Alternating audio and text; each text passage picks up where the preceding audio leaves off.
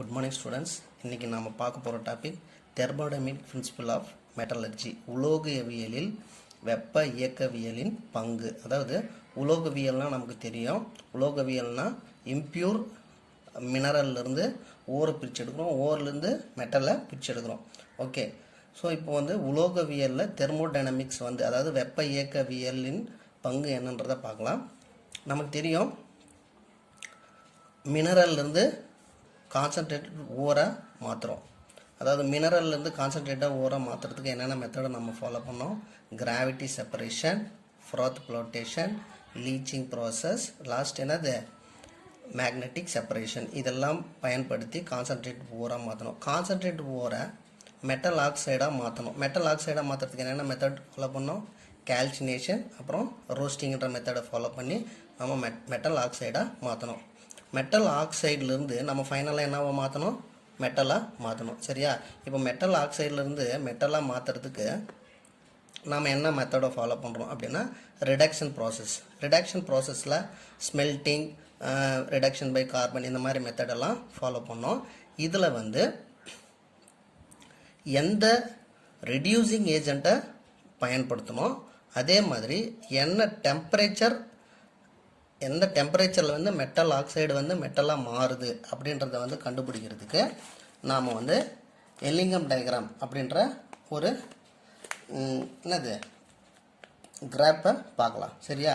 அதாவது என்ன டெம்பரேச்சர் ஒரு மெட்டல் ஆக்சைடு மெட்டலாக மாற்றுறதுக்கு what temperature need to convert the metal oxide into metal, அப்புறம் அந்த ரெடியூசிங் ஏஜெண்ட் எதை பயன்படுத்தணும், எந்த மெட்டலை பயன்படுத்தணும் அப்படின்றத இந்த டாப்பிக்கில் பார்க்கலாம். சரியா? இப்போ if you want to find the best reducing agent, that's free energy should be high negative value. அதாவது ஒரு ரெடியூசிங் ஏஜெண்ட்டை நாம் கண்டுபிடிக்கணும் அப்படின்னா அதனுடைய டெல்ஜி வேல்யூ, ஃப்ரீ எனர்ஜினா என்னது? டெல்ஜி வேல்யூ அதிகமான நெகட்டிவ் வேல்யூவை பெற்றிருக்கணும். சரியா? ரெடியூசிங் ஏஜென்ட், ஒரு குட் ரெடியூசிங் ஏஜென்ட்னா அது எப்படி இருக்கணும்? High negative value, gives free energy high negative value. we are studying about the free energy in the thermodynamics. நாம் ஃப்ரீ எனர்ஜியை பற்றி எந்த டாப்பிக்கில் படிச்சிருக்கோம்? தெர்மோடைனமிக்ஸில் 11th ஸ்டாண்டர்டில் படிச்சிருக்கோம். சரியா? இப்போ ஃப்ரீ எனர்ஜினா என்ன? Change in free energy. Free எனர்ஜினா ஜின்னு சொல்லுவோம், அது சேஞ்ச் இன் ஃப்ரீ எனர்ஜினா டெல்ஜி அப்படின்னு சொல்லுவோம். அது என்தால்பின்னா ஹெச்ன்னு சொல்லுவோம், டெல்ஜின்னா சேஞ்ச் இன் என்தால்பி. டெல் எஸ்ன்னா என்ட்ரோபி, டெல் எஸ்ன்னா change in entropy. So del use பண்ணும்போதெல்லாம் நமக்கு change in free energy, change in enthalpy அப்படின்ட்டு வரும். சரியா? இப்போ டெல்ஜினா என்ன சொன்னேன்? Change in free energy. Del ஹெச்னா என்ன? Change in enthalpy. என்தால்பின்னா என்ன? வெப்பம், ஹீட்டு. அதாவது ஹெச்னா ஹீட்டு, டீனா டெம்பரேச்சர். வெப்பம் வேறு, வெப்பநிலை வேறு. நம்ம அதை பற்றி +1ல் டிஸ்கஸ் பண்ணியிருக்கோம். ஓகே, இப்போ சேஞ்ச் இன் ஹீட்டு தான் என்னது? Change in enthalpy, H. டீனா temperature. Entropy, change in entropy அப்படின்றத நம்ம அடுத்த இதில் பார்க்கலாம். இப்போ ஜஸ்ட் முன்னாடி இன்ட்ரோடக்ஷன் மட்டும் பார்க்கலாம். இப்போது டெல்ஜி அப்படின்னா என்ன? Change in free energy. Whether the reaction spontaneous or non spontaneous. அதாவது ஒரு ரியாக்ஷன் நடக்கும்போது அந்த ரியாக்ஷன் தன்னிச்சையாகவே தன்னைத்தானே நடக்குமா, அல்லது வெளியிலிருந்து ஹீட் எனர்ஜியோ அல்லது ப்ரெஷரோ கொடுக்கும்போது நடக்குமா அப்படின்றத கண்டுபிடிக்கிறது தான் இந்த ஃப்ரீ எனர்ஜி, அதாவது கட்டிலா ஆற்றல் அப்படின்னு தமிழில் சொல்லுவோம். when the reaction takes place, the reaction whether occur is spontaneous or non-spontaneous அப்படின்றத கண்டுபிடிக்கிறது தான் இந்த ஃப்ரீ எனர்ஜி. அதாவது ஒரு ரியாக்ஷன் தன்னிச்சையாக நடக்குமா அல்லது வெளியிலிருந்து ஆற்றல் கொடுத்த பின்னாடி நடக்குமா. இப்போ எக்ஸாம்பிள் பார்த்தீங்கன்னா, நம்ம துணி காய வைக்கிறது அப்படின்றது பார்த்தீங்கன்னா அது தன்னிச்சையாகவே நடக்கும். அதுக்கு நம்ம போய் வெப்பத்தை கொடுக்கறதில்ல. சூரிய ஒளியிலிருந்து இயற்கையாகவே ஆற்றலை அப்சர்வ் பண்ணி அது துணி காஞ்சிடுது. அதே மாதிரி தாவரங்கள் வளர்ச்சி அடையுது, ஃபோட்டோசிந்தசிஸ். இதெல்லாம் தன்னிச்சையாகவே நடக்கிற ரியாக்ஷன். அப்போது அதை வந்து நாம் என்னன்னு சொல்கிறோம், ஸ்பான்டேனியஸ் ரியாக்ஷன் அப்படின்னு சொல்கிறோம். நாம் வந்து ஒரு உணவு சமைக்கிறது இந்த மாதிரி இதெல்லாம் வந்து என்னது, வெப்பத்தை கொடுத்து நாம் செய்கிறதால இதெல்லாம் வந்து என்ன சொல்கிறோம், நம்ம நான் ஸ்பான்டேனியஸ் அப்படின்னு சொல்கிறோம். சரியா? If the del G value is more negative, the reaction is spontaneous. அதாவது ஒரு இப்போ நான் சொன்னேன், ஒரு ரியாக்ஷன் தன்னைத்தானே நடக்கணும். ஒரு ரியாக்ஷன் இப்போ போட்டோசிந்தசிஸ் மாதிரி ரியாக்ஷன் அப்படின்னு சொல்கிறோமா, இதை வந்து ஒரு ரியாக்ஷன் தன்னைத்தானே நடக்கணும்னா அங்கே டெல் ஜி வேல்யூ எப்படி இருக்கணும், அதிகமான நெகட்டிவ் கேரக்டரில் இருக்கணும். புரியுதா?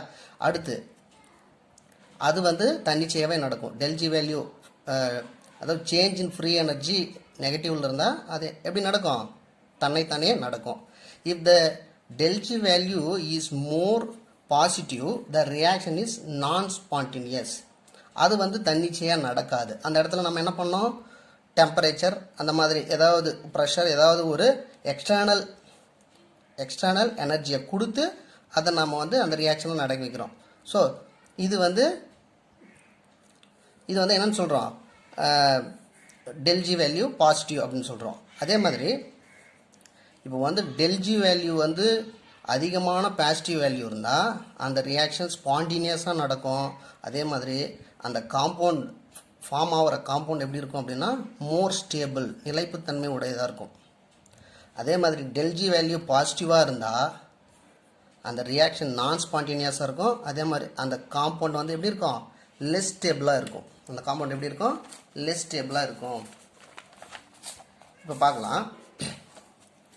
டெல் ஹெச் அப்படின்னு தான் ஏற்கனவே சொன்னால் சேஞ்ச் இன் ஹீட் எனர்ஜி, அதாவது என்தால்பி அப்படின்னு சொல்லுவோம். புரியுதா? அடுத்து டெல் எஸ் அப்படின்னா change in entropy, degree of randomness. இப்போது ரேண்டம்னஸ் அப்படின்னா என்ன அப்படின்னா தமிழில் சீர்மையற்ற தன்மை. சீர்மையற்ற தன்மை அப்படின்னு சொல்லுவோம். ரேண்டம்னஸ் அப்படின்னா சீர்மையற்ற தன்மை. இப்போது நம்ம 3 சப்ஸ்டன்ஸ் எடுத்துக்கலாம். இதில் சாலிட், லிக்விட், கேஸ் அப்படின்ட்டு 3 சப்ஸ்டன்ஸ் எடுத்துக்கிறோம். இதில் ரேண்டம்னஸ் எதில் வந்து அதிகமாக இருக்கும்? இப்போ எக்ஸாம்பிள், சாலிடில் இருக்கக்கூடிய பார்ட்டிகல்ஸ் எல்லாமே ரொம்ப நெருக்கமாக இருக்கும். அப்போ அதனுடைய மாலிகுல்ஸ்க்கு இருக்கக்கூடிய வைப்ரேஷனும் அந்த மூமெண்ட்டும் எப்படி இருக்கும், கம்மியாக இருக்கும். ஆனால் லிக்விடில் எப்படி இருக்கும், அந்த மாலிகுல்ஸ் கொஞ்சம் ஃப்ரீயாக இருக்கிறதால மாலிகுல்ஸ் ரொம்ப இதை விட கொஞ்சம் அதிகமான மூமெண்ட்டில் இருக்கும். புரியுதா?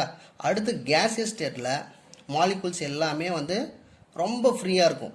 அப்போ அங்கே சீர்மையற்ற தன்மை இங்கே ரொம்ப அதிகமாக இருக்கும், இதை விட கொஞ்சம் இங்கே குறைவாக இருக்கும், இங்கே கொஞ்சம் குறைவாக இருக்கும். அதாவது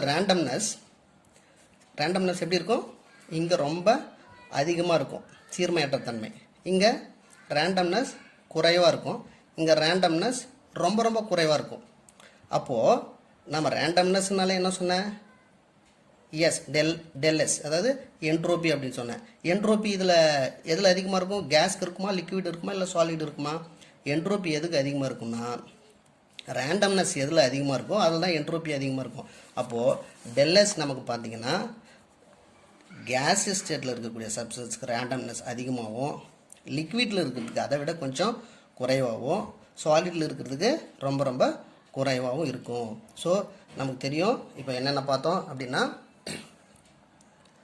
தெர்மோடைனமிக்ஸ் ஃபங்க்ஷனில் பயன்படுத்தி நம்ம மெட்டலர்ஜியில் எதுக்கெல்லாம் பயன்படுதுன்றதை பார்க்குறோம்.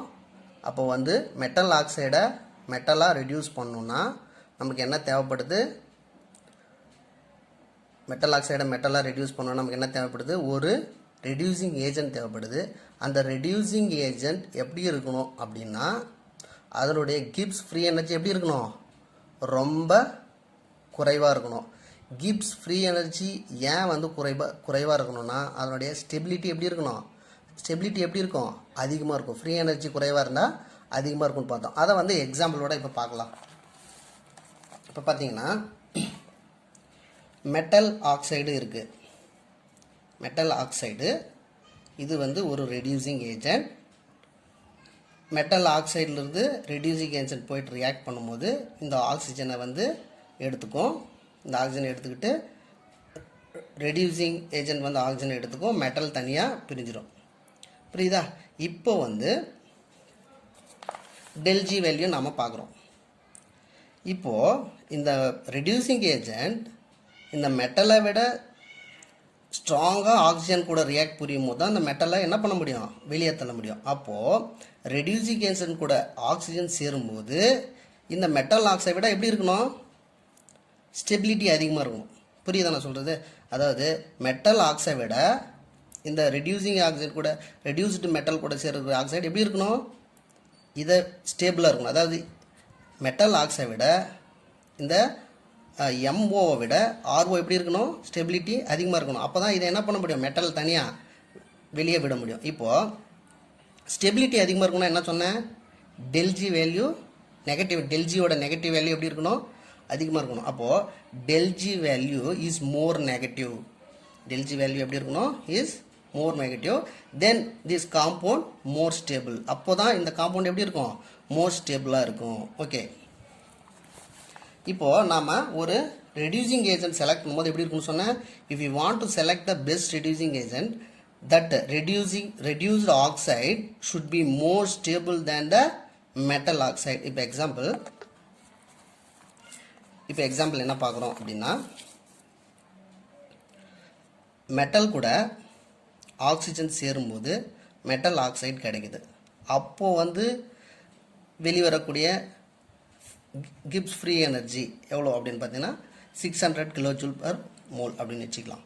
இப்போ ரெடியூஸ்டு ஏஜென்ட் கூட ஆக்சிஜன் ரியாக்ட் பண்ணும்போது அது ரெடியூஸ்டு ஆக்சிஜனை கொடுக்குது. அப்போ இந்த மெட்டல் ஆக்சிஜன் கூட சேரும்போது இந்த மெட்டல் ஆக்சைடு கிடைக்குது. இதுவும் மெட்டல் தான், ரெடியூஸ்டு ஏஜென்ட்டும் ஒரு மெட்டல் தான். அப்போது இதில் வரக்கூடிய கிப்ஸ் ஃப்ரீ எனர்ஜி -800.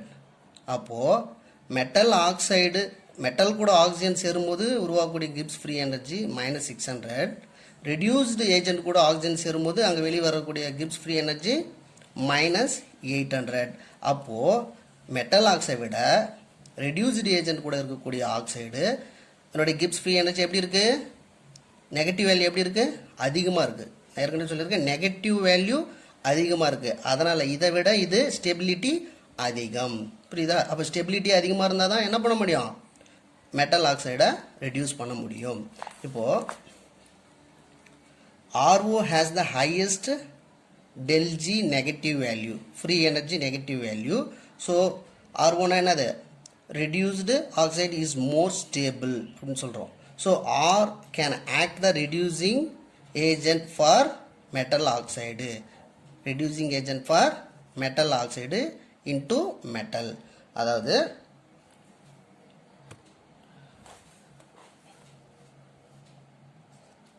அதாவது நாம் எடுத்துக்கக்கூடிய ரெடியூசிங் ஏஜென்ட் இருக்கு இல்லையா, அது ஆக்சிஜன் கூட சேர்ந்து ஸ்டெபிலிட்டி அதிகமாக இருக்கும். ஸ்டெபிலிட்டி அதிகமாக இருக்குன்னா என்ன, கிப்ஸ் ஃப்ரீ எனர்ஜி அதிகமாக இருக்குது. ஸ்டூடெண்ட்ஸ், நெக்ஸ்ட்டு நாம் பார்க்க போகிறது how to select the reducing agent for the metal oxides by general method, அதாவது ஜென்ரல் ஈக்குவேஷன். அதாவது இப்போ பார்த்தீங்கன்னா மெட்டல் ஆக்சைட்ஸ் நிறைய இருக்குது, Al2O3, zinc oxide, ferric oxide அப்படின்ட்டு நிறைய இருக்குது. இதில் பார்த்தீங்கன்னா ஆக்சிஜனுடைய வேலன்சி இங்கே 2, ஆக்சிஜனுடைய வேலன்சி 2, ஆனால் இங்கே பார்த்தீங்கன்னா ஆக்சிஜனுடைய வேலன்சி 1, இங்கே 2. இந்த மாதிரி ஆக்சிஜனுடைய வேலன்சி அங்கங்கே வேரி ஆகிறதால நம்ம பொதுவாக என்ன எடுத்துக்கிறேன், ஒய் அப்படின்னு எடுத்துக்கிறேன். சரியா? பொதுவாக ஒய், ஆக்சிஜனோட வேலன்சி என்ன எடுத்துட்டேன், ஒய். இப்போது இங்கே மெட்டல் அலுமினியம், ஜிங்க், அயன்ட்டு வேறு இருக்கிறதால நான் மெட்டல்ன்ட்டு பொதுவாக எம்னு எடுத்துக்கிட்டேன். இதனுடைய வேலன்சியும் டிஃபர் தான். ஜிங்க்கு 1, அலுமினியத்துக்கு 3, இந்த மாதிரி வேரி ஆகிறதால பொதுவாக என்ன எடுத்துக்கிட்டேன், எக்ஸ்ன்னு எடுத்துக்கிட்டேன். சரிதா? M X O Y gives M plus O2 அப்படின்னு எழுதுகிறேன். இப்போ நமக்கு தெரியும் மெட்டல் மெட்டல் ஆக்சைடாக எப்படி பிரியும் போது எப்படி தெரியும், metal oxide metal plus oxygen. எப்பவுமே ஆக்சிஜன் O2ன்னு ரைட் பண்ணுறோம். இங்கே ஆக்சிஜன் நம்பர்ஸ் கொடுக்கல, அதனால் இங்கே O2ன்னு ரைட் பண்ணிட்டேன். இது ஜென்ரலாக ஒரு ஈக்குவேஷன். இப்போ இதை நம்ம பேலன்ஸ் பண்ணணும். சரியா? பேலன்ஸ் பண்ணும்போது என்ன ஆகும்னா, இப்போது இங்கே 2 ஆக்சிஜன் இருக்குது, 2 ஆக்சிஜன் இருக்குது, ஆனால் இங்கே ஒயின்னு கொடுத்துருக்கோம். அதனால் முன்னாடி என்ன பண்ணுறோம், நம்ம 2ன்னு போடுறோம். சரியா? 2 ஆக்சிஜன் அப்படின்னு போடுறோம். அப்போ 2 ஆக்சிஜன் வருவது இங்கே ஒய் இருக்கிறதால நம்ம என்ன பண்ணணும், மல்டிப்ளை பண்ணணும். அப்போது 2y அப்படின்னு வரும். என்ன வரும், 2y இங்கே வரும், 2y வரும். இந்த ஒய்யை கேன்சல் பண்ணுறதுக்காக நான் என்ன சொல்கிறேன், பை ஒய் அப்படின்னு எழுதுகிறேன். இப்போ பை ஒய்ன்ட்டு ரியாக்டன் பக்கம் எழுதுறதால ப்ராடக்ட் பக்கமும் என்ன எழுதணும், அதே பை ஒய், அதாவது 1/y அப்படின்னு வச்சுக்கலாம், 1/y அப்படின்னு நினச்சிக்கலாம். இப்போது ஆக்சிஜன் பேலன்ஸ் பண்ணியாச்சு. ஏன்னா இங்கே வந்து 2 ஆக்சிஜன் இருக்குது, அந்த 2 போடுறதுக்காக 2 போடுறோம். முன்னாடி 2 போடுறதால இங்கே ஒய் கூட மல்டிப்ளை பண்ணும்போது 2y வரும். இந்த ஒய்யை கேன்சல் பண்ணுறதுக்கு பை ஒய் எழுதுகிறேன். ரியாக்டன் பக்கம் ஒய் எழுதுறதால ப்ராடக்ட் பக்கமும் 1/y அப்படின்னு எழுதுகிறேன். இப்போது ஆக்சிஜன் பேலன்ஸ் பண்ணியாச்சு. அடுத்து என்ன பண்ணுறேன், மெட்டல் வந்து பேலன்ஸ் பண்ணலாம். மெட்டல் வந்து இங்கே பாருங்கள், mx இருக்குது, இங்கே m மட்டும்தான் இருக்குது. நான் முன்னாடி 2 போட்டேன்.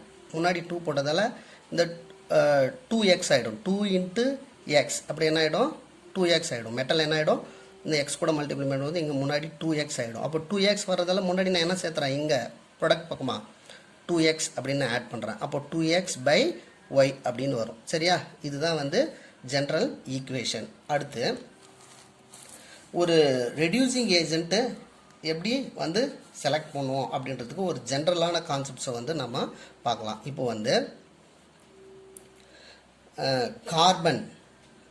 கார்பன் வந்து ஆக்சிஜன் கூட ரியாக்ட் பண்ணும்போது நமக்கு கார்பன் மோனாக்சைடு கிடைக்கிற ஃபஸ்ட் ரியாக்ஷன் பார்க்கலாம். இப்போ வந்து நம்ம பேலன்ஸ் பண்ணலாம். இப்போ வந்து carbon plus O2 gives CO. இந்த இடத்துல கார்பன் மோனாக்சைடு நான் கொடுத்துருக்கேன், கார்பன் டை ஆக்சைடில் கார்பன் மோனாக்சைடை நான் ப்ராடக்டாக எடுத்திருக்கேன். இப்போ வந்து இங்கே 2 போடுறேன், 2 கார்பன் இருக்குது, இங்கே 2 கார்பன் இருக்குது, ஆக்சிஜன் 2 இருக்குது, இங்கேயும் ஆக்சிஜன் 2 இருக்குது, பேலன்ஸ் ஆயிடுச்சு. இப்போ வந்து இதுக்கு ΔNG வேல்யூ கண்டுபிடிக்கலாம். இப்போ பார்த்தீங்கன்னா கார்பன்ன்றது சாலிட், கார்பன்றது என்னது, சாலிட். இப்போ வந்து ஆக்சிஜன் கேஸ், அதே மாதிரி கார்பன் மோனாக்சைடும் என்ன தான், கேஸ். இப்போ நம்ம வந்து ΔNG வேல்யூ கால்குலேட் பண்ணும்போது கேஸ் மாலிகுல்ஸ் மட்டும்தான் கால்குலேட் பண்ணுறோம். புரியுதா, அதெல்லாம் வந்து ரேண்டம்னஸ் கால்குலேட் பண்ண முடியும்.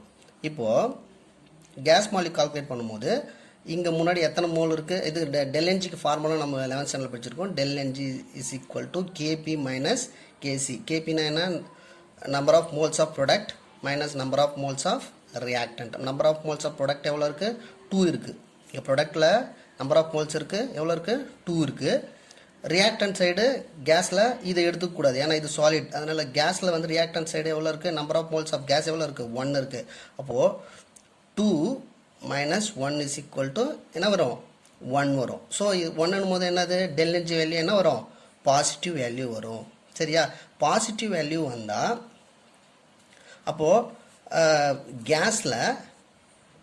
கேஸில் நம்பர் ஆஃப் மோல்ஸ் என்ன ஆகுது, இன்க்ரீஸ் ஆகுது. அப்போ நம்பர் ஆஃப் மோல்ஸ் கேஸில் இன்க்ரீஸ் ஆகுனா நான் ஏற்கனவே சொல்லியிருக்கேன், ரேண்டம்னஸ் பற்றி பார்த்தோம்.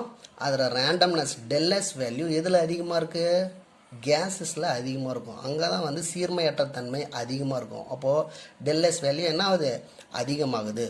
So the number of moles of gas increase, we know that in the gaseous state randomness increase, so ΔS increase. So ΔS value என்ன ஆகுது, இன்க்ரீஸ்னால என்னது, பாசிட்டிவ் வேல்யூ வருது. ΔS வேல்யூ என்ன வருது, பாசிட்டிவ் வேல்யூ வருது. இதை வந்து நம்ம தெர்மோடைனமிக்ஸ் ஃபங்க்ஷனில் சப்ஸ்டியூட் த ΔS வேல்யூ இந்த gives free energy, change in free energy gives change in free energy அப்படின்னு பார்த்தோம்னா ΔG = ΔH - T ΔS அப்படின்ட்டு. இதில் வந்து ΔH வேல்யூ ஹீட்டை குறிக்குது, இதில் -T × ΔS வேல்யூ என்ன கிடைச்சது, நமக்கு என்ன வேல்யூ கிடைச்சது, பாசிட்டிவ் வேல்யூ கிடைச்சது. அந்த பாசிட்டிவ் வேல்யூ சப்ஸ்டியூட்னா ப்ளஸ் × மைனஸ். அதாவது எக்ஸாம்பிள் இங்கே வந்து டெம்பரேச்சர் 100°C அப்படின்னா இங்கே ΔS வேல்யூ தோராயமாக ஒரு 2ன்னு வச்சுக்கலாம், சும்மா ஒரு எக்ஸாம்பிளுக்காக. அப்போ 2னா மைனஸ் வருது. அப்போது ΔS வேல்யூ பாசிட்டிவ் இருக்கும்போது இந்த நெகட்டிவ் வேல்யூ என்ன ஆகுது, இன்க்ரீஸ் ஆகுது. அப்போது ΔG வேல்யூ மோர் நெகட்டிவ். அப்போது if the entropy increase, free energy என்ன ஆகுது, இன்க்ரீஸ் ஆகுது. என்ட்ரோபி என்ன ஆகுது, இன்க்ரீஸ் ஆகும்போது ஃப்ரீ எனர்ஜி என்ன ஆகுது, ΔNG வேல்யூ இன்க்ரீஸ் ஆகுது. அதை வந்து இப்போ வந்து கிராஃபில் பார்க்கலாம். டெம்பரேச்சரை வந்து நான் எக்ஸ் ஆக்சிஸ்லேயும் ΔG வேல்யூ வந்து அதாவது கிவ்ஸ் ஃப்ரீ எனர்ஜி நான் என்ன எடுத்திருக்கேன், ஒய் ஆக்சிஸில் எடுத்திருக்கேன். இப்போ பார்த்தீங்கன்னா 0லிருந்து -100 -200 300 -400 -1000 வரைக்கும். அப்போ நெகட்டிவ் வேல்யூ டெல்ஜியோட நெகட்டிவ் வேல்யூ மேலேருந்து வர வர என்ன ஆகுது, இன்க்ரீஸ் ஆகுது. புரியுதா? நெகட்டிவ் வேல்யூ என்ன ஆகுது, இன்க்ரீஸ் ஆகுது.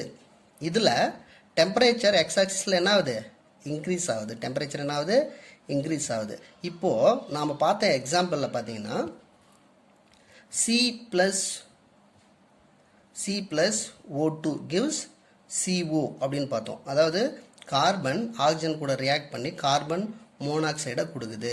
இதில் பார்த்தீங்கன்னா டெல்ஜி வேல்யூ என்ன ஆகுதுன்னு சொன்னேன், டெல்ஜி வேல்யூ நெகட்டிவ் வேல்யூ கிடைச்சிது. நெகட்டிவ் வேல்யூனா அதாவது நெகட்டிவ் வேல்யூவை நோக்கி அது நகருது அப்படின்னு சொல்கிறோம். நெகட்டிவ் வேல்யூ அதிகமாகிட்டு போயிட்டே இருக்குது அப்படின்னு அர்த்தம். அப்போது பாருங்கள், கிராஃபில் வந்து 0 இருக்குது, 100 -200 -300 இப்படிட்டு மேலேருந்து கீழே வர வர என்ன ஆகுதுங்க, நெகட்டிவ் வேல்யூ என்ன ஆகுது, இன்க்ரீஸ் ஆகுது. அப்போது கார்பன் ப்ளஸ் ஆக்சிஜன் இந்த ரியாக்ஷனில் டெல்ஜி வேல்யூ வந்து கிப்ஸ் ஃப்ரீ எனர்ஜி வேல்யூ என்ன ஆகுது, நெகட்டிவ் வேல்யூவை நோக்கி நகர்றதால மேலேருந்து கீழே ஒரு ஸ்லோப்பு நான் வரைஞ்சிருக்கேன். புரியுதா? அடுத்து பார்க்கலாம். அடுத்த ரியாக்ஷனில் கார்பன் ப்ளஸ் ஆக்சிஜன் கூட ரியாக்ட் பண்ணி நம்மளுக்கு கார்பன் டை ஆக்சைடு கிடைக்குது. இதில் இது கார்பன் சாலிட், இதை நம்ம கன்சிடர் பண்ணுறதில்ல. இங்கே வந்து கேஸஸ் இருக்குது, இங்கே என்ன தான் இருக்குது, கார்பன் டை ஆக்சைடும் கேஸ் தான். ஆனால் இங்கே 1 mole ஆஃப் ஆக்சிஜன், இங்கேயும் என்னது 1 mole ஆஃப் CO2 இருக்குது. அதனால் ΔNG வேல்யூ என்ன பண்ணுற, KP - KC is equal to 1 - 1 கிடைக்குது, உனக்கு 0 கிடைக்குது. அப்போது ரேண்டம்னஸ் பார்த்தீங்கன்னா இதுலேயும் எப்படி இருக்குது, ஈக்குவலாக இருக்குது. அதனால் டெல்ஜி வேல்யூ எப்படி இருக்குது, நமக்கு 0 கிடைக்குது. டெல்ஜி வேல்யூ 0 தான் கிடைக்குது. அதனால் no change in Gibbs free energy. இதை வந்து நான் எதில் காட்டுது அப்படின்னா பாருங்கள், டயக்ராமில் இந்த -400 Gibbs free energy straight line ஒன்று வரைஞ்சிருக்கா. இந்த ஸ்ட்ரெயிட் லைன் எதை காட்டுதுன்னா carbon plus oxygen gives carbon dioxide. இதில் 1 mole of oxygen 1 mole of carbon dioxide ஈக்குவலாக இருக்கிறதால என்ட்ரோபி சேஞ்ச் எப்படி இருக்கு, சேஞ்ச் எதுவுமே இல்லை. அதனால் ΔS வேல்யூ எப்படி இருக்கு, 0 அப்படின்னு காட்டியிருக்கா. சரியா? அடுத்து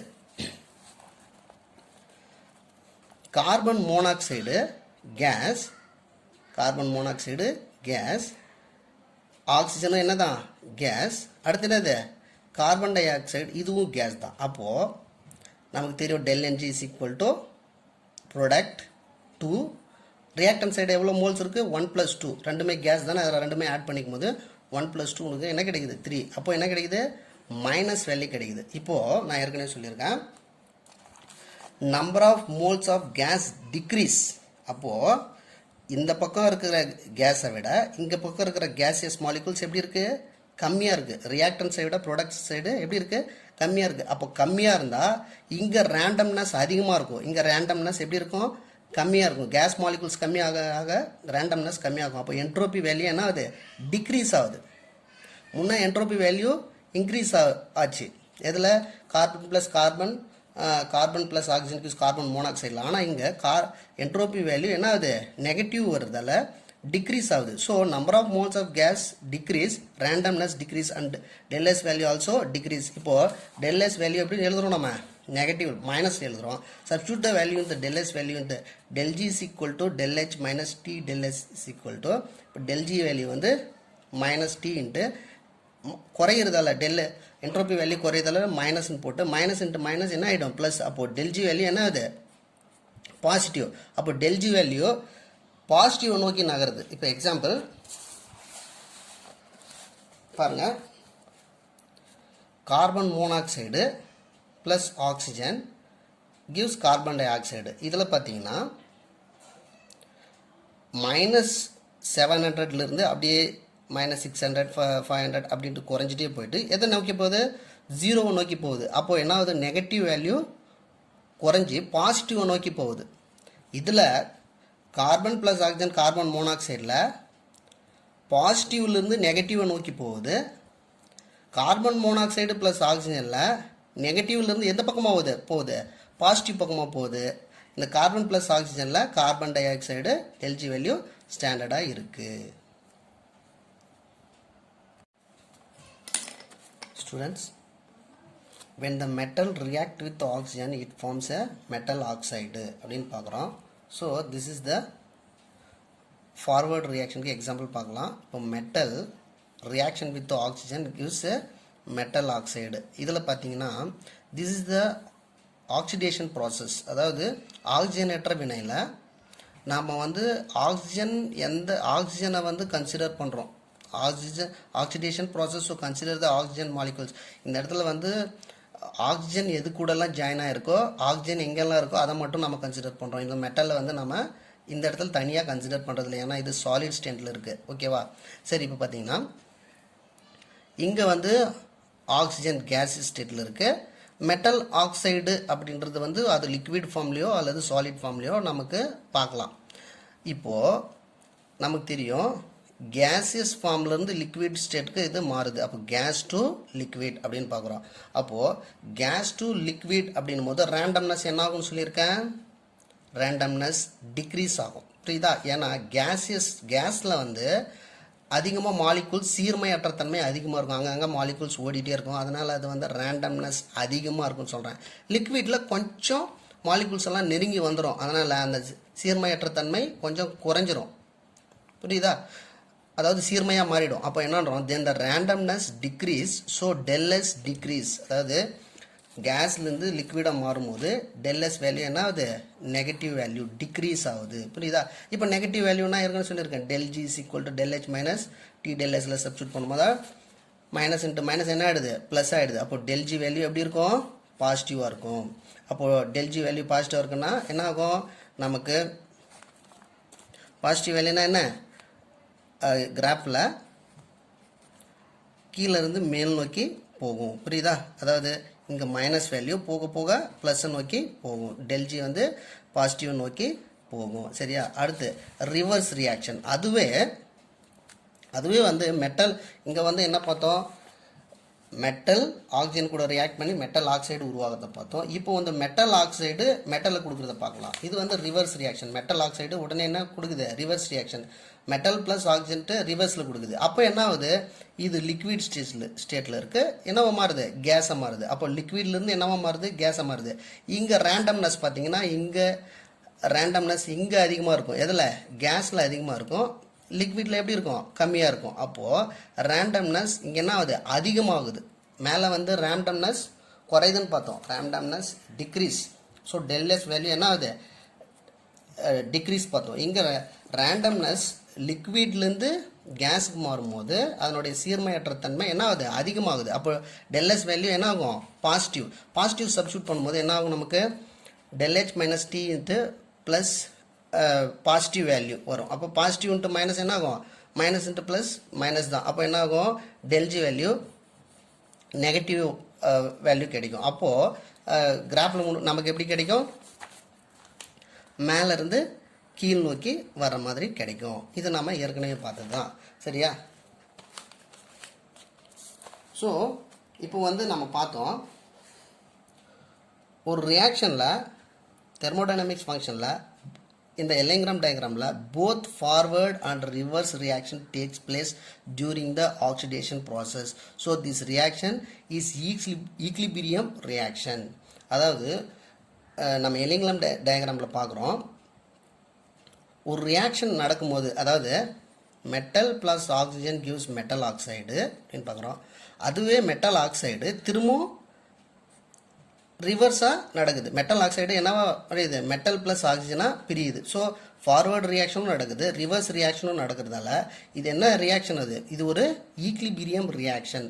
ஒரு ஈக்லிபிரியம் ரியாக்ஷனுக்கு கிப்ஸ் ஃப்ரீ எனர்ஜி என்னவா இருக்கும் அப்படின்றத வந்து, so Gibbs free energy change for the equilibrium ரியாக்ஷனுக்கு என்ன அப்படின்னு பார்க்கணும்னா del G not is equal to minus R T ln K P அப்படின்னு பார்க்குறோம். இப்போது டெல் ஜி நாட் அப்படின்னா என்ன?